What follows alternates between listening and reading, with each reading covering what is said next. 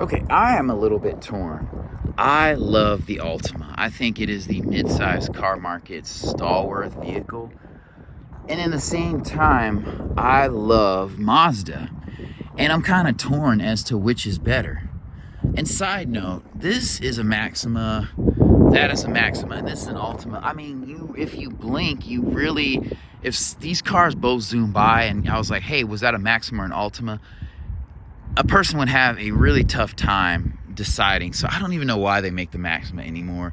The Altima is just encroaching so much. Just create like a higher trim and sell the heck out of that.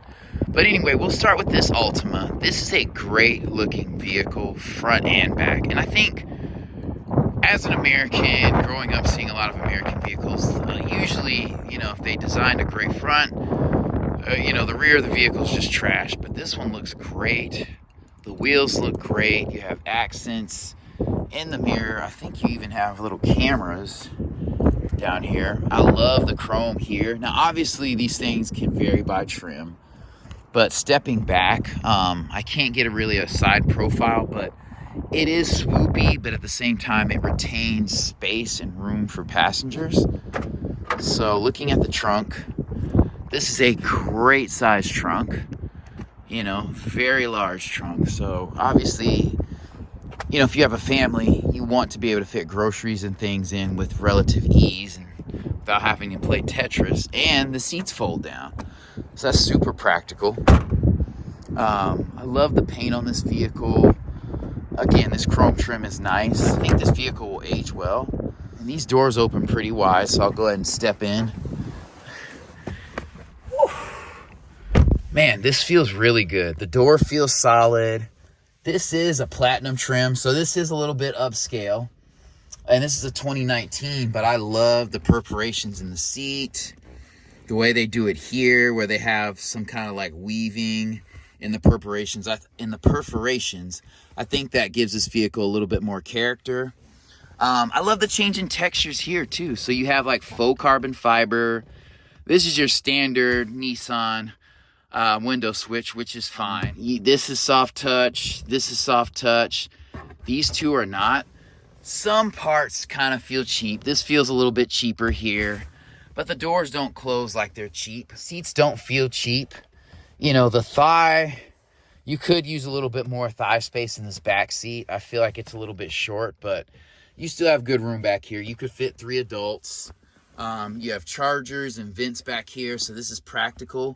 You do have a wheel hump there, but it's not like super high. And again, I wouldn't take a road trip with 3 adults, but I could sit back here for 15, 20, 25-minute trip, half hour. You got map pockets here. Again, these seats are comfortable. Rear visibility is not a thing because this vehicle kind of sits at a slant, but that's what you have a backup camera for.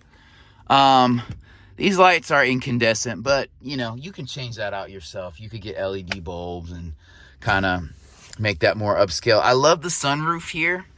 It's a little bit wider this way than a normal sunroof, but it's just as, it's not as long as some modern sunroofs. But I love the flat bottom steering wheel, and I love that faux wood inlay there. We'll go ahead and hop up in the front seat, but this is what it looks like. This cabin looks luxurious. It really does. You have this here, and again, you have good room back here, and these doors open wide. These doors are interesting because they're kind of like wedgy, and they're kind of short at the bottom, and then they kind of swing out wide at the top, which is okay. It's a good use of space without making the door super heavy. And then hopping in the front, obviously you have keyless entry in this vehicle, but you have those perforations that look very, very classy. Hopping in these seats, the seats are a little bit short as far as thigh support. I'd like a little bit more. But again, same thing up here. I love the change in texture. This looks really good. I'm not a fan of these, displays that look like they're just attached on here, but that's the thing. Mazda does the same thing. This is kind of a similar layout to the Mazda 3, but we'll hop in that in a second. I love you have an aux port. You have these charge ports here. I don't know why we're still doing this. Just get rid of this. I think it's just been in things for so long, it's probably cheaper to hold on to it. Here, you do have an electronic parking brake, auto hold, probably for hills. You have a decent cubby space in here. You have this tray. Take that out. You know, you can still put your, I don't know, maybe a Glock 19 in there. Not sure. These vents are cool, you know. These look a little small, but as long as the force of the air comes out pretty vigorously, that should be fine. You do have Bose speakers here. There's probably a subwoofer here. There's a speaker in the door. And we'll go ahead and hop out into the driver's seat in a second. But yeah, these lights are incandescent as well. But this is very straightforward. So ease of use in this cabin is great. You do have a heated steering wheel and heated seats. I would rather have ventilated seats, but I know those are probably reserved for large SUVs and the Maxima. This is a 2020 Mazda 3. And it's hard for me to decide between these two vehicles. On one hand, the Altima has great styling front and back. It looks modern, it looks edgy. To me, the Mazda is more understated and classy. I will say that one of the first complaints I have about this vehicle is that this is a 2020 and you already have bubbling going on here, which is cheap, and their headlights. This is a 2020 and it has fogging already. Those headlights have a poor design as far as holding up. Anyway, the styling on this vehicle is definitely good front and back. Like I said, this is a more classy, understated design versus the Altima. And normally I would say Mazda's build quality is, you know, maybe a little bit better, but I don't know. You know, after hopping in a couple Altimas, riding in my brother's car, this car looks more classy than the Altima, but the doors don't feel more luxurious. They're lighter, definitely. I mean, this is soft touch, so this does feel more premium. This is soft touch. You have stitching running around here. This has like a texturing to it. A brushed finish, if you will. You can't see it on the camera. You have Bose in this car as well. Apparently Bose is everywhere. Obviously, this screen is not as premium as the Altima. And I'm just going to say this, like, just from hopping in this vehicle, I would prefer the Altima. And I know Mazda has this zoom, kind of heritage and reputation, but I don't know how much of that's carried on into these later vehicles, you know, especially moving past 2013, 14. I think they are going for a more refined look. People don't appreciate the zoom as much, so they've kind of scaled it back. They don't advertise as much, and some people have hinted at the fact that they still have it. I disagree. This car has a naturally aspirated engine as well, a 2.5 liter engine. Now, I will say this one does have direct injection versus the Altima, which I do not believe does.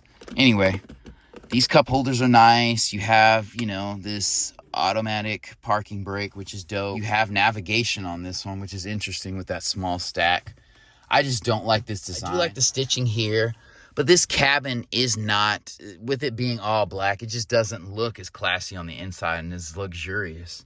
It definitely looks more classy than your Camry interior for sure. And then looking in the back, this is leather. I mean, I do feel like I have a little bit more thigh room in these seats, but this compartment as a whole is a little bit more swoopy, so it doesn't feel as spacious. I mean, it has a similar amount of room, but not the same amount. These doors don't feel cheap. They just don't feel as premium as the Altima, but that's okay. You have vents back here. You don't have chargers. In this Mazda defense, I will say, you know, this is not a premium model. This is a touring. So I think that's like the base model. It does have some upgraded features with navigation. And it obviously has push button start. And that's interesting that the start button's up top. So we'll look at that when we get back in the front seat. But these seats look a little bit more compact. You know, these pockets don't open as wide. And everything's a bit more contoured inside. Visibility is not a thing. Yeah, everything is a little bit more smaller, and I feel like this is a little bit more race car-y. There's more bolstering in this seat, you know. I mean, the steering wheel is nice. It doesn't have a flat bottom. You do have traction control. We'll pop the trunk there. But yeah, this is not as comfortable as the Altima. So especially if I had a family, if I was a single guy in my 20s, early 30s, but if I had a family with 2 kids, you definitely want to go with the Altima. I feel like it's overall a better vehicle. It does have a CVT. This has a 6-speed, but this has direct injection, which is, you know, can kind of gunk up in time, but I guess the CVT is a little bit more scary. And trunk space is good. It's better than I thought it would be. It's not quite as big as the Altima, but the seats do fold down. Overall, this vehicle sacrifices space for curves. I wouldn't say one looks better than the other. One is class, one is edge, modern. They both look modern, but this one has, you know, bigger wheels, and I think it sits a bit lower. I'm gonna have to go with the Altima on this one, but we'll check out this 2016. I mean, the backs of these vehicles, this definitely looks more racy than the Altima, if I had to say. And the wheels are definitely dope. But we'll check out this lighter interior, see if that makes a difference. And it does not. So this is a cream interior. This is a 2016. And they use more of the cream as accent in the doors, but just the front looks a bit more Teutonic. I mean, it kind of looks busy from here, but it doesn't look as premium, honestly. You have vents back here, not chargers. And this is another touring model. So unfortunately, I don't have, you know, a GT, or I can't remember what the trim is above the touring. These seats feel comfortable, but this cabin feels a little bit more enclosed and smaller. And definitely sit a little bit lower. Hopping in the front. Again, the doors don't feel as solid. They don't feel cheap, but not as solid. You got a little shutter thing here. That's cool. Electronic parking brake. You do have chargers and things in here, which is dope, but I feel like the placement in the Altima is better up here. So if I'm charging my phone, I have to close this, and there is a little tunnel for the cord to run through. So that's not an issue in modern cars anymore, but it just doesn't feel as good. These are, yeah, incandescent lights. You have your mirror here. Not bad at all.